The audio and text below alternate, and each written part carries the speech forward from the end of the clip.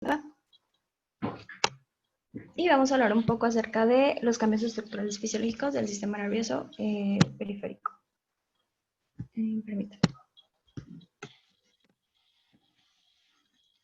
Ahora, citando a la bibliografía Alisanda, el envejecimiento humano analizado de forma global puede ser considerado el resultado del progresivo efecto del paso del tiempo sobre los diversos componentes moleculares y tisulares de los diferentes sistemas de nuestro organismo. Ahora bien, en el caso concreto del cerebro, esto estaría representado por los efectos que va a tener sobre sus constituyentes específicos, es decir, las neuronas, las células gliales, los vasos, los componentes de la membrana extracelular del sistema nervioso central. Y pues como ya sabemos, las células gliales, la microglía, defiende de agresiones, la oligodendroglía forma las vainas de mielina, los astrocitos nos van a permitir el mantenimiento del microambiente cerebral. Y en cuanto a los cambios que van a presentar los vasos, estos se van a volver más rígidos, van a reducir su calibre y esto nos va a llevar a una reducción del aporte de oxígeno y de los nutrientes al cerebro. En cuanto a los componentes de la membrana extracelular, pues ya sabemos que está conformado por proteoglicanos y ácido hialurónico y este ayuda a regular el transporte extracelular de moléculas. Ahora bien, hablando de la estructura cerebral, primero se había encontrado que había una pérdida de sustancia gris y blanca, esto específicamente en córtex frontal y temporal. Sin embargo, después de algunos estudios, se dieron cuenta de que esto era más que nada una reducción por muerte celular reducción por muerte neuronal de extensas zonas de la corteza cerebral. Ya posteriormente se dieron cuenta, con diversas técnicas, se dieron cuenta de que estas pérdidas neuronales aparentemente eran de poca importancia y que lo que más se observaba en estudios neurohistológicos es una reducción del tamaño de las neuronas. Ahora bien, gracias a otras técnicas como la resonancia magnética, se han podido realizar estudios en los que se ha identificado y se ha demostrado una disminución del volumen del cuerpo calloso, que pues ya sabemos va a conectar ambos hemisferios mediante fibras nerviosas, y del hipocampo, que esta región se encuentra implicada en procesos de aprendizaje y de memoria. Y las neuronas encontradas en esta región forman circuitos sinápticos muy precisos que les van a permitir almacenar el conocimiento y su posterior recuperación. Ahora, también se ha encontrado que la reducción de volumen del hipocampo puede ser considerada el estadio inicial en el proceso degenerativo que condiciona a la sintomatología de la enfermedad de Alzheimer. Ahora bien, estos cambios estructurales que implican la reducción del volumen cerebral se encuentran asociados a una disminución también una disminución del lecho vascular cerebral y consiguiente del flujo sanguíneo cerebral. Esto nos va a llevar a que pues, se va a condicionar la nutrición, la oxigenación y la detoxificación celular. Esto nos puede llevar a la formación de zonas de baja perfusión cerebral que van a determinar la funcionalidad cerebral. Y asimismo, la falta de irrigación puede ser el sustrato en el cual se sientan las alteraciones importantes desde el punto de vista cognitivo, tales como la demencia vascular.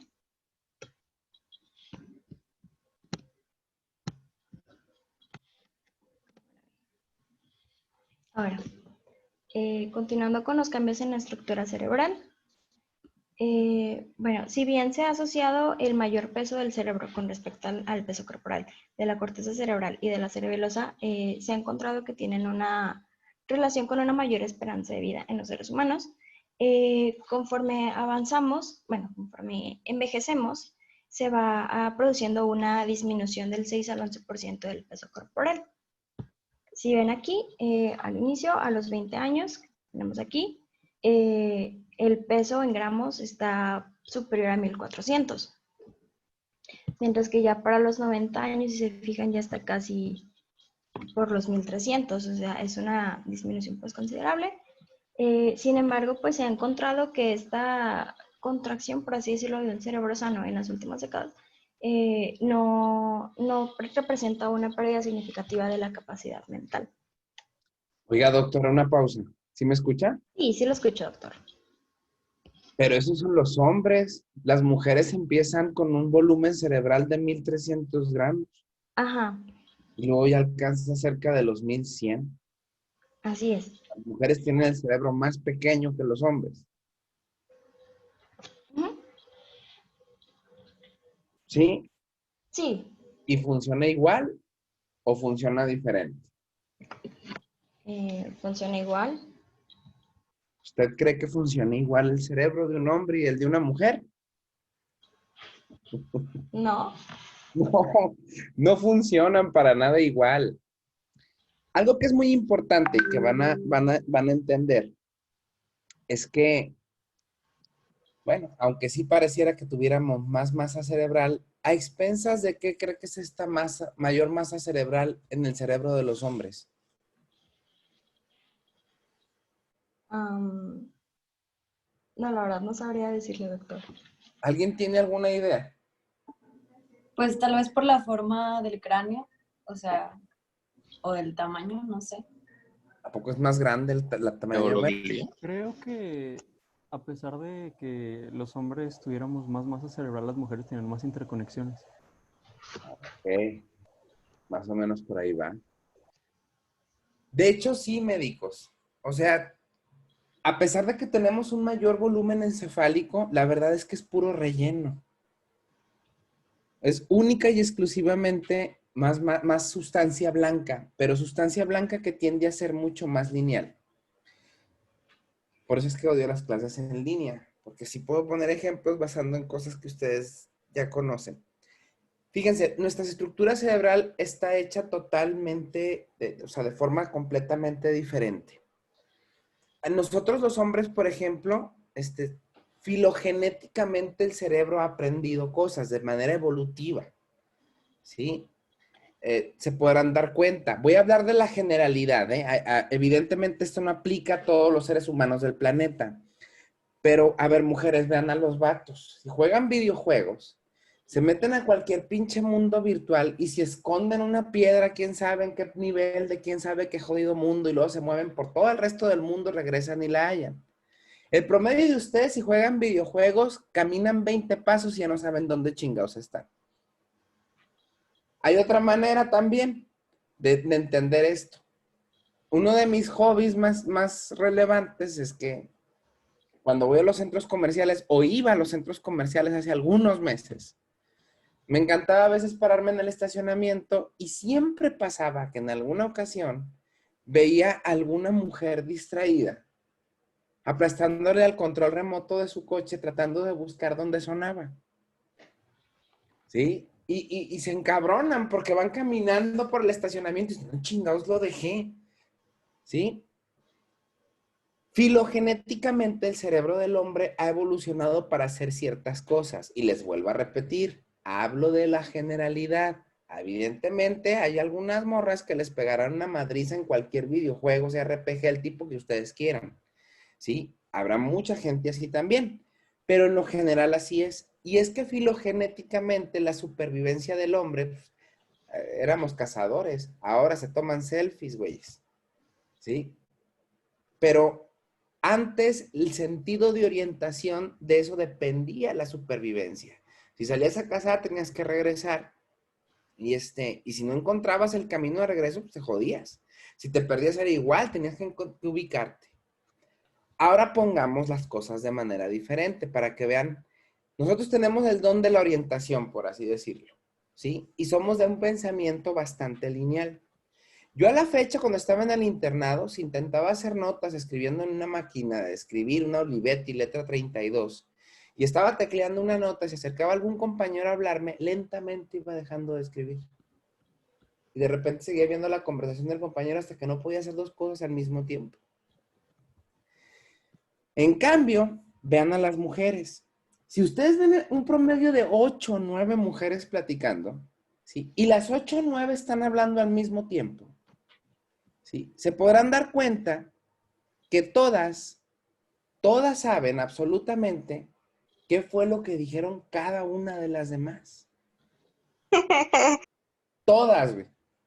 De hecho, cuando llegan a clase, se podrán dar cuenta que si están en clase y entran, de esquina a esquina, hay dos morras que tienen un lenguaje a señas de algo que hizo alguien.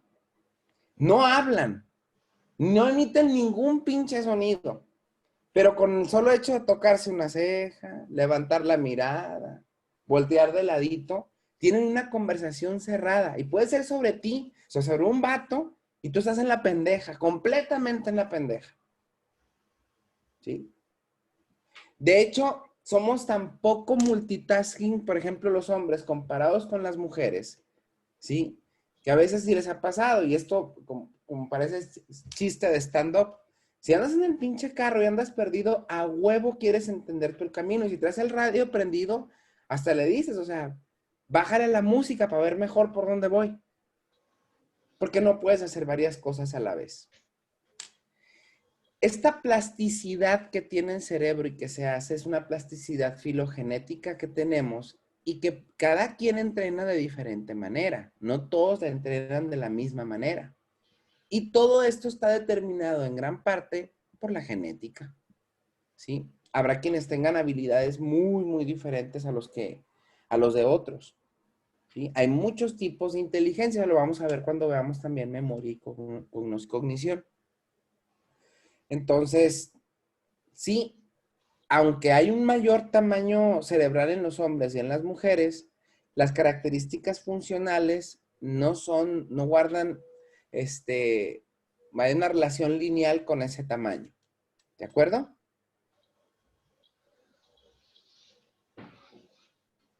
Sí, Doc. Sígale, doctora. Ok. Y bueno, vamos a continuar con el envejecimiento neuronal. Y bueno, las neuronas son células posmitóticas fijas que están paradas en la fase de G0 del ciclo celular y estas tras un proceso muy activo de proliferación tanto durante la vida intrauterina como en las primeras etapas postnatales no vuelven a dividirse. Y a pesar de que el cerebro contiene muchísimas, ven aquí, no sé si ven mi puntero, las células gliales son de 10 a 15 veces más abundantes que estas y ahorita vamos a comentar un poquito los efectos de las células gliales. Ahora, las neuronas están afectadas por el envejecimiento de igual manera que el resto de nuestro organismo, aunque tiene algunas peculiaridades. Con el envejecimiento se van a ir incrementando las lesiones por alteraciones de la homeostasis, por acumulación de proteínas y algunas otras biomoléculas dañadas, ya sea por alteraciones de los ácidos nucleicos o por las consecuencias del estrés oxidativo que tenemos pues los radicales libres de oxígeno. Ahora, estos cambios, pues en condiciones normales van a ser gestionados de manera exitosa. Los propios sistemas de reparación celular van a actuar y los van a compensar, se van a adaptar. Sin embargo, pues cuando esto se le suma alguna enfermedad neurodegenerativa que lo pueda acelerar, incrementar o producir algunas otras lesiones, pues ya se va a producir una degeneración. Y aquí pues ya sería un envejecimiento patológico. Ahora, lo que les comentaba de la gliosis, esta persiste en la vejez y se considera como parte de un repertorio de respuesta compensatoria que protege la función neuronal y la plasticidad. Sin embargo, ya al final estaba leyendo, creo que de otra fuente, y encontré que esto también se podía contribuir a la inflamación local y al daño de la sustancia blanca. No sé si el doctor nos puede comentar un poquito acerca de eso. A ver, ¿a qué se refiere, doctora? Perdón. Ah, sí. Que le digo que había leído al principio que esta actuaba como una respuesta compensatoria, tanto para proteger la función neuronal y la plasticidad, pero después encontré que también puede contribuir a la inflamación local y al daño de la sustancia blanca, o sea, únicamente eso. Va a depender Sí. mucho, pero cuando hable un poquito de cascada amiloidogénica, a eso es a lo que se refiere con el daño. Pero vamos a poner un ejemplo que es muy, muy característico de lo que una gliosis reactiva puede provocar, o sea, con un efecto lesivo, pues. El ejemplo más plausible de esto es la enfermedad de Parkinson. Si hay algo que todos vamos a tener con el correr del tiempo, es que en esa sustancia negra periacueductal que se encuentra a nivel del tectum mesencefálico, ¿sí? Todos vamos a ir perdiendo neuronas en ese sitio. El tratamiento de la enfermedad de Parkinson, ustedes a lo mejor todavía no lo han visto, pero es con un medicamento que se llama levodopa carbidopa. La levodopa-carbidopa es un medicamento que, a pesar de que ayuda en el tratamiento del Parkinson, es neurotóxica. Y es neurotóxica porque precisamente hace eso que usted está diciendo. Digamos que al fijarse ese agonista dopaminérgico en la sustancia nigra, ¿sí?, fomenta la aparición de glosis reactiva a nivel del mesencéfalo. Y a la larga, el paciente experimenta más muerte neuronal. En el caso de la enfermedad de Alzheimer, otra enfermedad, otro modelo neurodegenerativo, la sobreestimulación de receptores de N-metil de aspartato, ¿sí?, provoca muerte neuronal a nivel cortical. De hecho, el bloqueo que hay de ese tipo de receptores a nivel de la corteza y del hipocampo, específicamente la corteza entorrinal, se supone que es un tratamiento porque su estimulación produce gliosis reactiva. Pero no toda la gliosis es mala. Al final de cuentas, esa gliosis reactiva, ¿sí?, es un mecanismo de compensación. Básicamente, la gliosis reactiva es como una cicatriz sobre la piel. Es la respuesta que tiene el tejido conectivo de sostén en el sistema nervioso central para responder ante la pérdida de neuronas. No siempre logra compensar. Y en ocasiones, pues sí, perjudica más que ayudar. ¿Ok? Ok, doctor. Y bueno, entonces si no hay dudas o comentarios hasta el momento, continuamos con... Ay, permítame.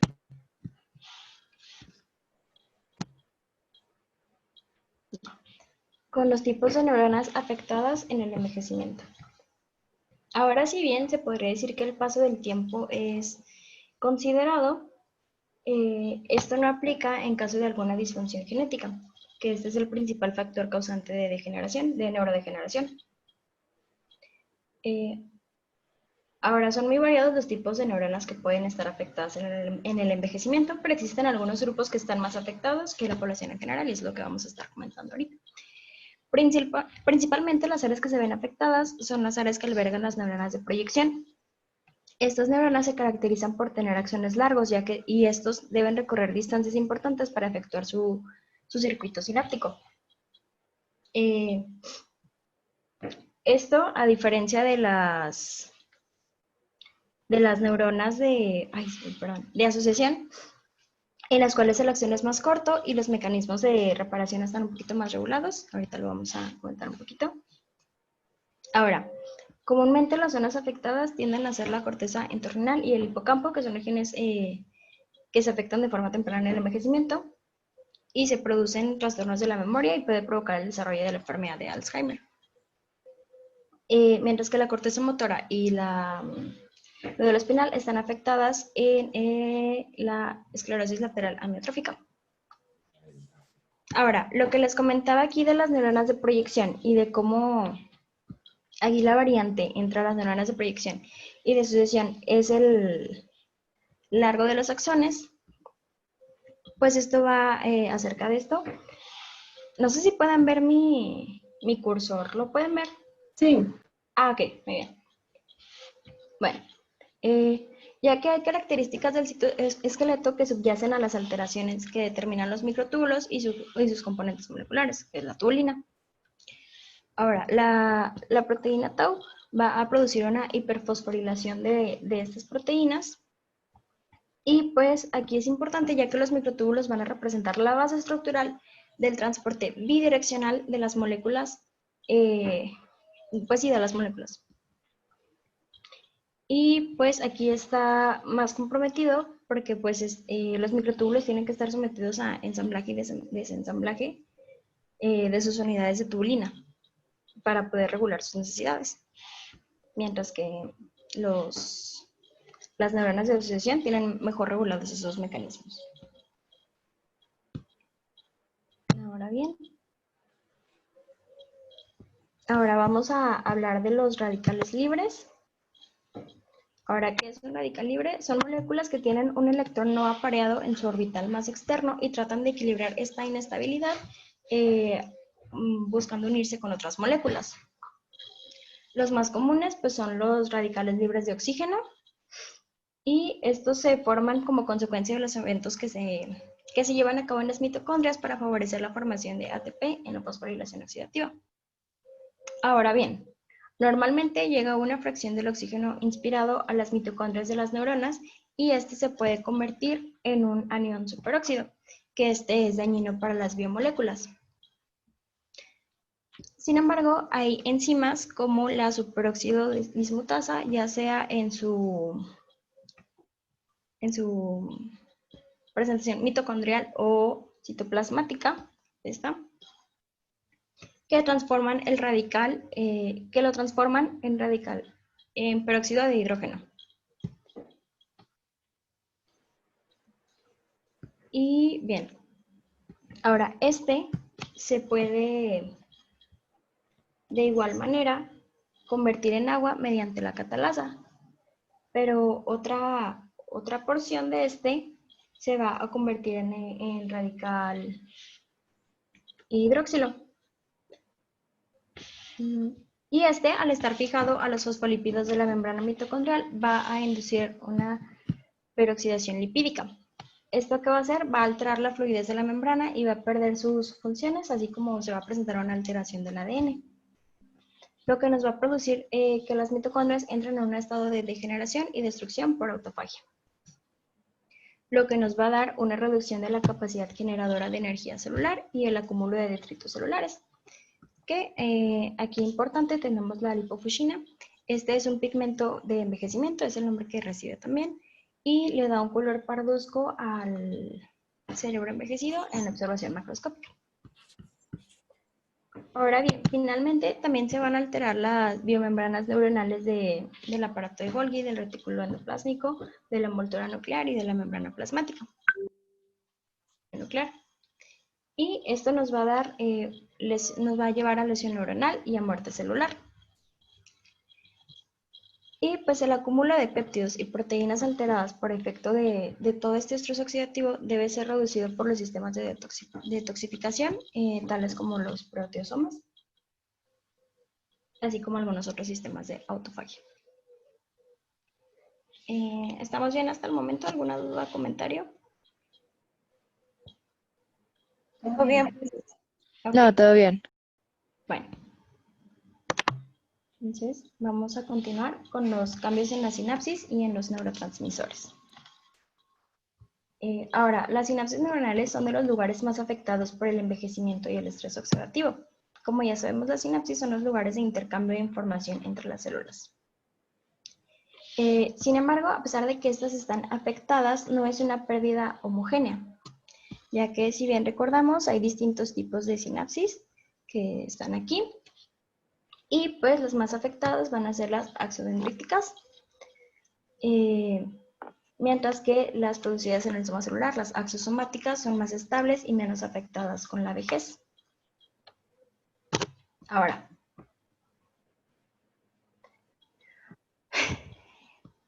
en la sinapsis, como ya sabemos, las neuronas pueden actuar tanto excitando o inhibiendo la función de su neurona diana, esto de acuerdo al neurotransmisor que tenga. Los neurotransmisores, como ya sabemos, se van a sintetizar en la neurona y van a ser liberados por exocitosis y se van a unir a los receptores en la neurona postsináptica. Y pues en el envejecimiento va a haber una alteración en la síntesis de proteínas que nos va a llevar a una alteración en la síntesis de estos neurotransmisores, por lo que estos pues no van a estar actuando de manera óptima y la transmisión de información no se va a realizar de manera correcta. Ejemplo de esto, pues tenemos la enfermedad de Alzheimer, en la que hay menor acetilcolina, esto lo vamos a comentar un poquito más adelante, y la enfermedad de Parkinson, en la que hay menos dopamina debido a estas alteraciones.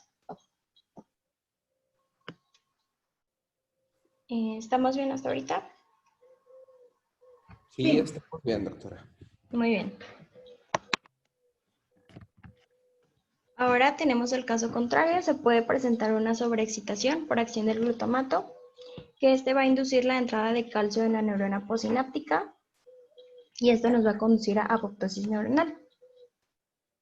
Además, pues ya habíamos señalado o recalcado la acción de los radicales libres de oxígeno sobre los lípidos y esto va a inducir la peroxidación lipídica, que ya lo vemos, y esta va a producir alteraciones de la ATPasa, de los transportadores de glucosa y glutamato, lo que nos va a llevar a un nuevo incremento en la desregulación de energía iónica, una reducción de energía, perdón, un error, y a la aparición de excitotoxicidad, que era un poquito lo que nos comentaba el doctor. Y bueno.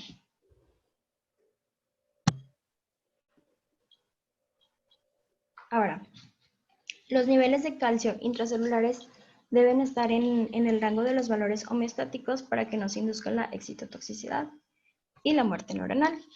En reposo tienen un rango de 75 a 200, mientras que en respuesta a la despolarización celular y a la apertura de los canales dependientes de calcio puede llegar de 1 a 10 micrón. Y bueno,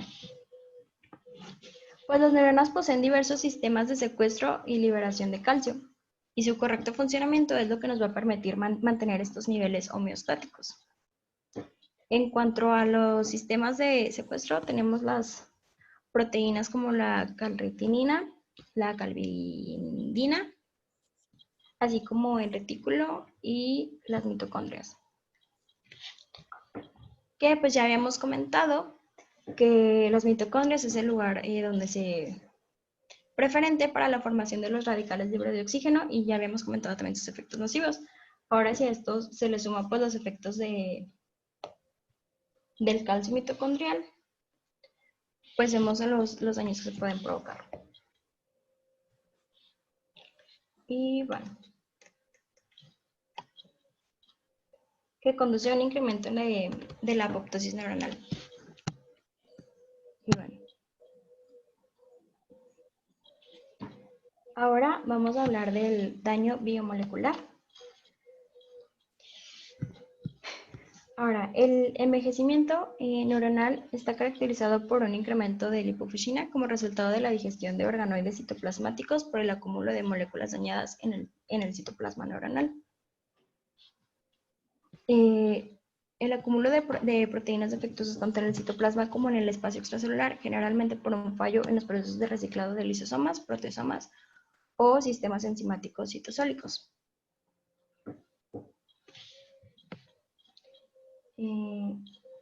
Ahora, esto se puede ver de igual manera en la enfermedad de Alzheimer o Parkinson, con los acúmulos de la proteína B amiloide, que ¿alguien me podría decir en dónde se presenta esta enfermedad? Bueno, ¿qué es característico?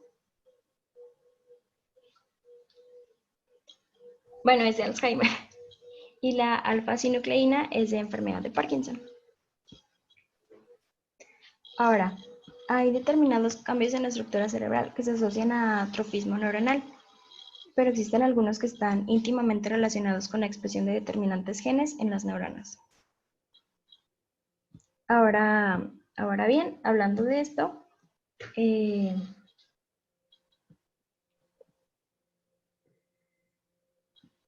bien sabemos que la correcta expresión de genes que actúan tanto en el metabolismo lipídico, en la regulación de glucemia, la metilación y acetilación de la cadena de ADN y la reparación del mismo, tienen un efecto positivo en la longevidad y en el mantenimiento de las funciones cognitivas.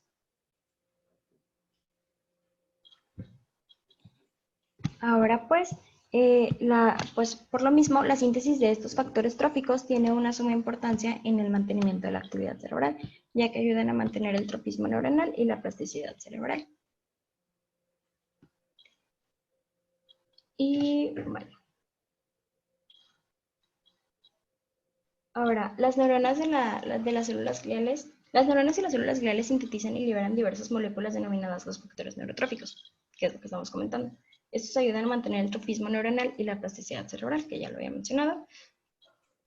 Y las neuronas del hipocampo, son el lugar del inicio de la degeneración en enfermedad de Alzheimer. Estos responden a factores como el neurotrófico derivado del cerebro, o el factor de crecimiento nervioso, el factor de crecimiento parecido a la insulina de tipo 1 y el factor básico de crecimiento de fibroblastos.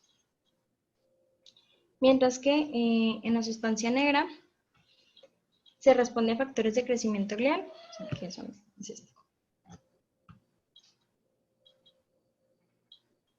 Y bueno, la reducción en su síntesis asociada al envejecimiento hace que el tropismo neuronal se vea afectado y la degeneración neuronal sea inducida. Ahora, no sé si tengan alguna duda, comentario. Todo bien. Ok, Muy bien. vamos a pasar ya a los mecanismos compensadores. Tenemos el primero, que es la plasticidad, y este es un alargamiento compensador y producción de dendritas en las células nerviosas restantes para compensar tanto el deterioro gradual y la pérdida de las células nerviosas relacionadas con la edad. Ahora, la función no se deteriora mientras los procesos de la neuroplasticidad sean eficientes, sino que ya cuando estos empiezan a disminuir o a desaparecer es cuando ya se va a presentar el déficit bioquímico o funcional, ya que pues estos van a ser los resultados de los fenómenos de atrofia y de muerte neuronal. Y bueno, tenemos también este mecanismo compensador que es de redundancia, cuando existe un número de células nerviosas superior al necesario. Y nos comentaba que se desconoce el número de células necesarias para ciertas funciones, pero se considera probable que la redundancia disminuya los efectos de la pérdida de las neuronas relacionada con la edad. Doctora, vamos a hacer una pequeña pausita. Sí, doctor. Deje tantito de compartir su pantalla, les voy a compartir algo. Okay. Ya, creo que ya. Muy bien.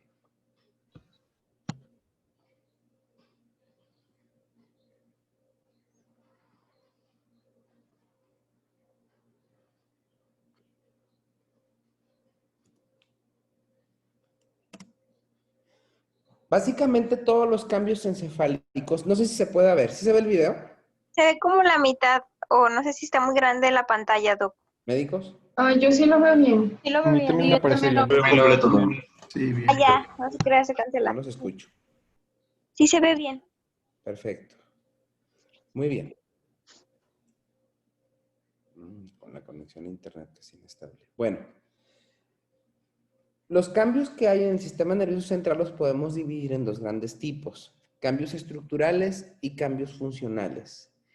Si yo preguntara cuáles son los principales cambios estructurales, ¿sí? Básicamente están resumidos en dos puntos. El primero es la pérdida neuronal. Tienen que entender que esta pérdida neuronal no es global, ¿sí? Es heterogénea. Y hay áreas del encéfalo que se ven más afectadas. Y como comentaba la doctora, hay tipos de neuronas que se ven mucho más afectadas que otras. Entonces, hablando específicamente de la pérdida neuronal, primero esta está focalizada, no es generalizada, ¿sí? Sin embargo, conforme más va pasando el tiempo, ¿sí? Y hay más deterioro, esta pérdida neuronal sí logra provocar cambios que son anatómicamente visibles, ¿sí? Y luego, aunque se da en ciertas zonas, la mayor pérdida neuronal, esas zonas también involucran que mejoren los mecanismos de plasticidad. Entonces, primer cambio estructural es la pérdida neuronal, heterogénea, o sea, focalizada, ¿sí? A la larga, sí va a provocar cambios anatómicos visibles. El cambio que ya comentaba la doctora y que es anatómicamente visible, pues es la reducción del volumen total del encéfalo, ¿sí? El otro cambio estructural más importante es la gliosis reactiva, ¿sí? Es decir, la sustitución del tejido neuronal por tejido cicatrizal, por células de la glía. Y la inflamación que hay, que también es focalizada. Para explicar mejor estos dos fenómenos, hay dos entidades que nos pueden ayudar a entenderlos. Y son entidades en las que el cerebro experimenta un estado de degeneración, puede ser acelerado. Por ejemplo, la enfermedad de Alzheimer, la enfermedad que describió el buen doctor Alois Alzheimer en su primer paciente, que fue Augusta Dieter, era una mujer tan solo de 54 años. Y hay pacientes que tienen enfermedad de Alzheimer o la desarrollan a edades menores a los 40 años. Ese es un envejecimiento acelerado. Y esos cambios se presentan de manera mucho más acelerada en ese tipo de pacientes. Otro perfil de envejecimiento acelerado, y por lo cual esos cambios neuronales, les digo que están determinados genéticamente, es la progeria. Una enfermedad en la que existe un envejecimiento acelerado a nivel sistémico, no nada más encefálico. Bueno, esos son los dos cambios estructurales más importantes. Ahorita la doctora hablaba sobre tipos de neuronas y la importancia que tienen que ver la estructura o cómo están acomodadas y la asociación que hay también entre la pérdida neuronal y la degeneración de los microtúbulos.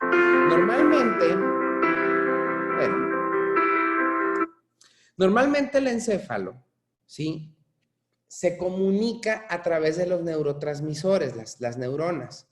Esto es lo que sucede normalmente. En la estructura de la membrana plasmática de las neuronas se encuentran una proteína estructural que se llama proteína precursora de amiloide.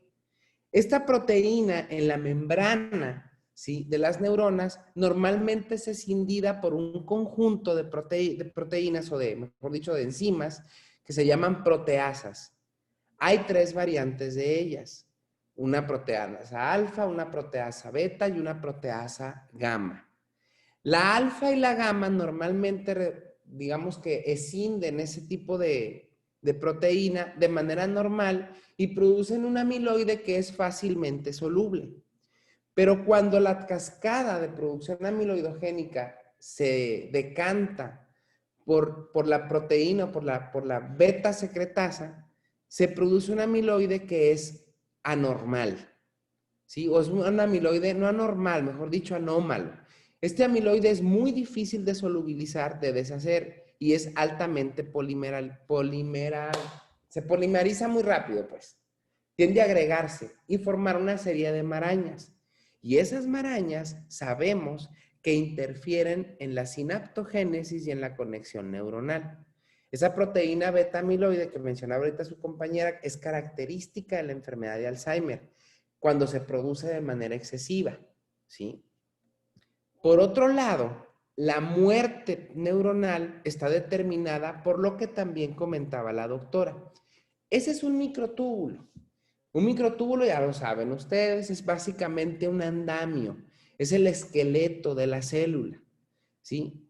Por ese esqueleto se mueven, ¿sí?, vesículas que contienen nutrientes y en el caso de la neurona, aparte de nutrientes, neurotransmisores. En estado patológico, ¿sí?, y también en el envejecimiento anormal, esa proteína tau tiende a hiperfosforilarse, ¿sí? ¿Sí me escuchan, verdad? ¿Sí me siguen escuchando? Sí, doctor. Sí. Doctor. Esa proteína tau tiende a hiperfosforilarse y al hiperfosforilarse, la estructura del microtúbulo se pierde. Esto era lo que la doctora trataba de explicar en las diapositivas anteriores. Al perderse la estructura del microtúbulo, ¿sí?, todo el andamiaje se rompe. Poco a poco la neurona empieza a degenerar, básicamente se muere por malnutrición. Los nutrientes y neurotransmisores y factores tróficos no pueden llegar a axones y dendritas. Y lo único que queda es el esqueleto de la neurona, ¿sí? Ese esqueleto de la neurona lo conocemos nosotros como ovillos neurofibrilares. En todos los cerebros humanos existen, pero en una proporción pequeña. Pero en los adultos mayores que tienen envejecimiento patológico por una demencia o por enfermedad de Parkinson, estos ovillos neurofibrilares abundan. El resultado neto es una disminución del tamaño del encéfalo, como lo pueden ver en el video. Esas imágenes que se ven ahí que van hacia arriba es de dónde empieza el desarrollo de ovillos neurofibrilares, y empieza desde los ganglios basales y se dirige hacia la corteza. A diferencia de la muerte neuronal que empieza desde la corteza, básicamente desde la corteza prefrontal, y se dirige hacia los ganglios basales, ¿sí? Entonces, esto produce una disminución del volumen encefálico y esta es la causa de los cambios funcionales que ahorita no vamos a ahondar sobre ellos. ¿Ok? No sé si con esto queda más claro a lo que se refería la doctora en las diapositivas. ¿Ok? Sí, doctor. Sí, doc. En el chat Sí, escribieron doctor. una pregunta. Au, dígame. En el chat. Ah, sí, ya lo vi. ¿Qué tanto influye la mala nutrición en la degeneración cerebral del adulto mayor? Muchísimo, doctor. Influye bastante. ¿Sí? Bueno, todavía no llegamos a ese punto. Cuando veamos demencias, van a ver que hay causas de demencias secundarias. Y una de las causas de demencia secundaria son los déficits por ciertas vitaminas, por ciertos complejos vitamínicos. Es algo que tenemos que descartar antes de diagnosticar demencia. Entonces, por eso lo vamos a ver cuando veamos demencias. Y claro que influye. Muy bien. ¿Alguna otra pregunta? No. Muy bien. No. Bueno, pues aquí le dejamos, médicos. Muy bien, doctor. Ok, doctor, gracias. Gracias, doctor. Muy bien, pues cuídense mucho. Nos vemos el lunes, ¿verdad? Sí. Perfecto. Nos vemos el lunes, pues. Gracias, El lunes, doctor. Gracias, doctor. gracias. Hasta Hasta el luego. lunes. Hasta el Gracias. lunes.